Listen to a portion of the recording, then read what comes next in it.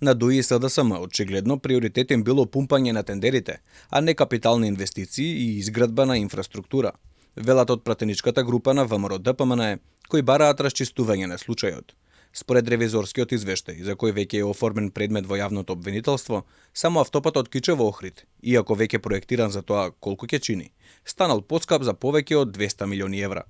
Автопатот Кичево-Охрид, што ВМРО ДПМН го остави во напредна фаза на реализација, едвај е поместен од ситуацијата во која е затекнат. А според ревизорскиот извештај утврдено е зголемување од цели 178 милиони евра за доизградба на истиот. Тоа се пари додадени како анекси на договорите, на веќе испроектирани финансии, а патот се уште за жал не е завршен. Лудоста на власта не застанала тука. Таа продолжила и со автопатот Скопје-Блаце, кој за 10 километри треба да чини над 180 милиони евра, што е за 80 милиони евра повеќе од првично предвиденото. Државниот ревизор утврдил дека за дел од овие зголемени трошоци, јавното предпријатие нема дадено ниту објаснување на што се должат. Меѓу инфраструктурните проекти кои станале еден вид црна дупка за народните пари е и железничката пруга кон соседна Бугарија. Од владеачката партија велат дека тука се случила најголемата трагедија и грабеж на народот. Третата делница од Крива Паланка до граница се предвидени безобразни 24 милиони евра по километар пруга.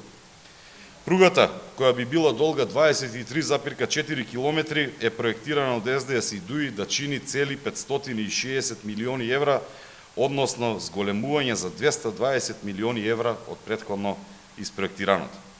Истата поминува низ центарот на Крива Паланка, а за нејзината изградба треба да се срушат стотина куќи и за жал да се раселат исто толку семејства, а завршува со тунел кој што не води никаде.